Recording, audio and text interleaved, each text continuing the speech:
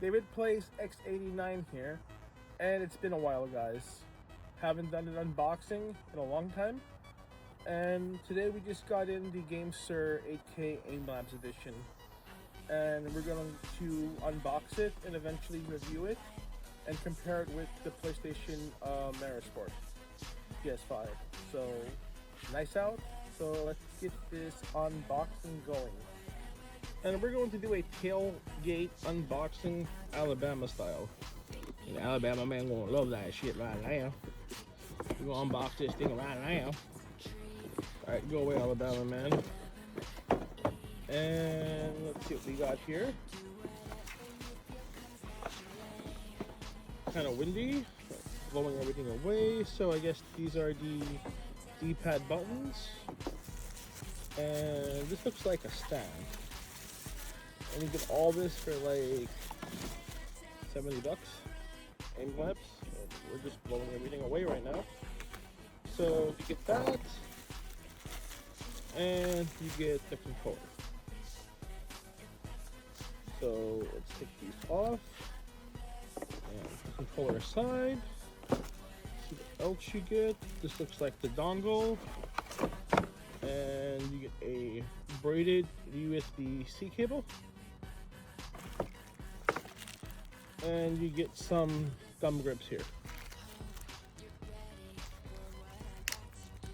I mean, not much to unbox. I mean, it did take a long time to get here, like over a month. And this is what some of the thumb grips look like. This is the controller.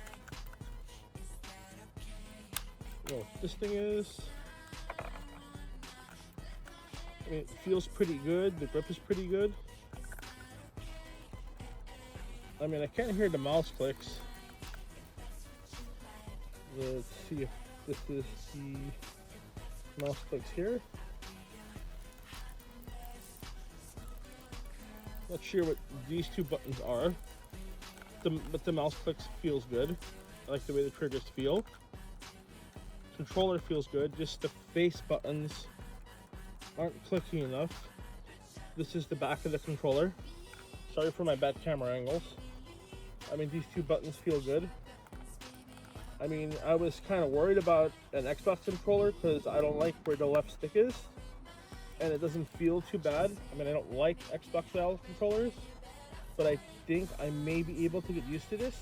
I mean, for $80, $70, looks like a good deal, but let's see what the 8K polling rate is all about, and I'll run some games, and then I'll drop a review, and then eventually compare it with the PS5 Sport. Okay, so let's get this review going right now. And normally in a video like this, I would show you how to set up the software and the best settings for COD, but to get this video out fast, because a lot of people are interested in it, we're gonna do that in a separate video. And then first thing first is that I'm not sponsored from any company. Well, anyone. What I do is I put up my own money for these products that I unbox and I review and give an honest opinion that is not bought or paid for by anyone.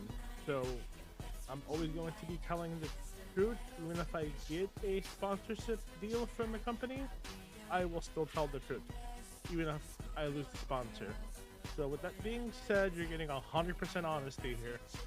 So let's get into it. Now you have to decide of what kind of gamer are you to invest in an upgraded controller. Now, if you think you're a 1 KD player, a 1.5 KD player, and you buy this controller, or you buy a $500, $600 Sport controller, or the best hardware money could buy, you're not going to be DS Biffle. It's not going to happen. You could put Biffle on a PS3 with a PS3 controller, and he's going to smoke anyone. So with that being said, if you think it's going to change your gameplay and make you a god at Call of Duty or Fortnite or Apex or whatever, that's not going to happen.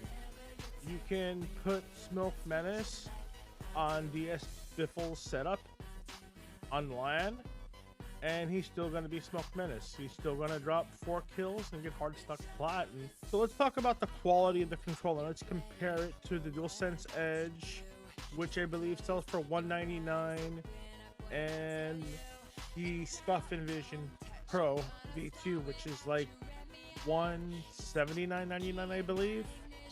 And the biggest problem with those two controllers is the paddles. The back paddles wear out on the DualSense Edge, and there is a repair kit from Extreme Rate you can get that should fix it, but it's a lot of hassle. Now with the Envision Pro, I have boxes full of bad paddle controllers where the plastic would crack, and those are the biggest problems with those controllers. And keep in mind, the Envision Pro is locked at 500 Hertz, which is way behind time and a waste of money at this point when you can get controllers with a 1000 Hertz polling rate for cheaper than that. When the DualSense Edge came out, it was a decent controller.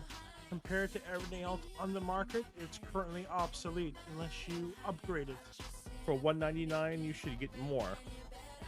Now let's talk about which is the biggest problem for me with paddles, is the paddles on the GameSir 8K. And I think these paddles are great. They're responsive and they're solid, and I've been using it for 4 days, and I think the build quality is great. My biggest problem and concern with it is the placement of the thumbstick, like a PlayStation. I'm used to playing a PlayStation controller, and now my thumb is in a different position. I tried using Xbox controllers in the past, and it's never comfortable. Correct me if I'm wrong. The PlayStation stick layout should be called symmetrical, and the Xbox layout should be called asymmetrical. And I do prefer the PlayStation, but this controller is extremely comfortable. It's supposed to have, I believe, I could be wrong, mouse click buttons, but they're not mouse click buttons. They have the feel of a mouse click button, but not the sound. I mean, the triggers are mouse clicked, and they might use a different terminology than mouse click, but the point of the triggers kind of pokes my finger. Does that make sense? Because I press down at the tips of them. I'm actually clicking the controller right now, and that is a tiny bit of discomfort. I mean, I wouldn't say it's a deal breaker, but there is 2 extra paddles, not paddles, kind of like triggers between the bumpers and the triggers. So there's like 6 buttons on top, and if you want, you can use it for like reload and to plate up or slide and jump, so you never have to take your fingers off the thumbsticks. And I think the build quality for the $89.99, or if you got it in a pre-order for $79.99, is amazing, especially for an overseas brand. And I think, you know, the build is pretty much fantastic for the price and well worth the money. Okay, so the PlayStation DualSense Edge has standard potentiometers, which will definitely get stick drift over time, and you'll have to replace them or find a aftermarket upgrade for the TRMs. Now the Envision does have, in the V2, does have Hall effect stick. Now the Hall effect, you get a bit of stick drift over time. So the TRMs in the GameSir, I noticed, are way more accurate, and they have 0 error rate. So they feel good, they're very smooth, and it kind of has a gliding feel versus more of the rugged feel of the standard potentiometers. So for the $80+ $89 price tag, depending on the price you bought it or where you bought it from, I think the TRMs are super accurate, and if you're playing FPS shooters like Call of Duty, Black Ops 7, and Warzone, they are well worded and the superior product here. So what we established is that the GameSir 8K is more durable and built better than both controllers with superior triggers. Well, I actually think the Envision has better triggers, but it wins in paddles, wins in thumbsticks. It's, you know, second in triggers in my opinion. And the face buttons feel good. I think the Envision face buttons feel a little better. They're a little clickier. So now we're gonna get into the meat and potatoes here, which is the polling rate. So there's 8K polling rate worded. And now the other two controllers, you're locked at 500 with the Envision, and you're at 1000 with the DualSense Edge. Now the DualSense Edge can non-natively overclock to 8K, but it just repeats 1000 hertz 8 times, so that makes any sense. So it's not a true native 8K overclock. Now the GameSir delivers a true native 8K overclock, and compared to a 1000 hertz controller, I noticed it being a bit more smoother. Well, I mean, more than a bit more smoother, but I noticed that I'm hitting shots a bit better, and aim assist feels a little bit stickier. But at the end of the day, what the viewers want to know is the 8K polling rate a gimmick or a true game changer? And I don't think it's a gimmick, and I don't think it's a massive game changer, but it is an improvement over the regular 1000 hertz polling rate controllers we've been using. And what I've noticed a lot playing Warzone Ranked in Eerie lobbies is that players' aim has got drastically better. And I actually ran into Destroy using a Sport controller, and it just fried me. So yes, you are getting a competitive advantage. Yes, it's an upgrade, but keep in mind, you're not going to turn into a pro. So my last thoughts on 8K polling rate is make sure that you have the proper USB ports for it, and you test for polling rate to see if you're actually getting a stable 8K polling rate on your controller. Now let's get to the software section. Now this software uses, I believe, GameSir Connect, and it was kind of difficult trying to find out what software this controller is supposed to use to connect to your PC, and I had to ask a friend. Envision definitely helped me out. It was kind of confusing and difficult to figure out where to get the software or how to get the software for it, the proper software. So that was a bit annoying. And I do think if you compare softwares, that the Envision is tethered to IQ software with its absolute junk that hinders your performance. And I think the PlayStation Accessories app for the DualSense Edge is the better software here. And I think the software layout's fine on GameSir Connect.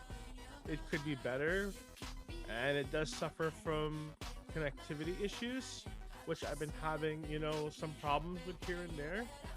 I think they do need to work on that, and that's, you know, what I dislike on the controller is basically the software buttons are not clicky enough. I do think the grip is great on this controller, and as for a final verdict, I think for the $89 price tag is basically bang for your buck, and at the moment a must buy and a better choice over the Envision Pro and the DualSense Edge. So before we close out, I'm going to get into a section telling GameSir what I want change. And I think the build quality is great, as I said before, but I would like the buttons to be more clickier, and maybe the triggers to be shaped a little different. Also, the software is terrible. I would like the connectivity issues possibly fixed in a future update, and probably presets. Maybe if you could get like a bunch of pros like Shotzi or Parasite that has one-click configs for Call of Duty, so you can get their settings just by downloading a profile or choosing through a profile. That would have, you know, their dead zones, their button mappings. Adding something like that to the software would be amazing. And it would save people a ton of time for looking up settings and testing settings. So overall, I believe GameSir knocked it out of the park. I'm gonna give the controller a 9.3, and that would basically close out my review. If you guys want a video on settings, for Call of Duty Season 3 Reloaded that's coming up. Um, Drop something in the comments, let me know. Also follow me on X on the name David Plays X89, and please join our Discord, which is Fox Hound Discord. Me and the crew has been helping players hit ranks like Crimson and Iridescent in Warzone Ranked. I will drop the link in the description of the video. So please hit that follow button, smash that like button.